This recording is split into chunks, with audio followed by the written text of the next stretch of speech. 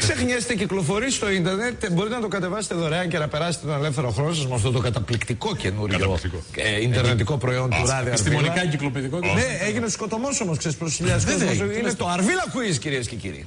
Εκπαίδευση και διασκέδαση. Το τερπνών μετά του ωφελήμου. 5 κρίκοι, 1 τάλαρο. Και άλλα τέτοια ρητά γίνονται πραγματικότητα με το Αρβίλα Quiz. Αν πιστεύεις ότι ξέρεις τα πάντα για την αγαπημένη σου εκπομπή, ιδού το site, ιδού και το πείδημα. Μπες σήμερα στο www.radioarvila.gr και στο www.imagine897.gr. Κατέβασε τα 2 Αρβίλα Quiz και μορφώσου διασκεδάζοντας. Αρβίλα Quiz, με ερωτήσεις που απασχολούν το Πανελλήνιο. Όπως ποιο είναι το επώνυμο του εικονιζομένου? Δύσκολο. Ποιος έστειλε εξώδικο στην εκπομπή? Πανδύσκολο. Πόσων ετών είναι η Σαρδέλα?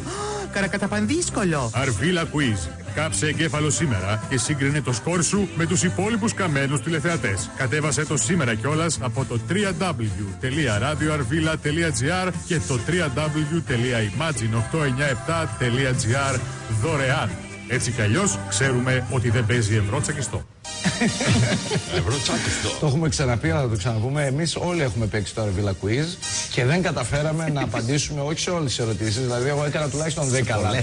64%. Είναι λίγο τραγικό αυτό, έτσι. 64% Γιάννης, εγώ ήμουν στο 40 τόσο. Γι' αυτό γνωσία μας μηδέν.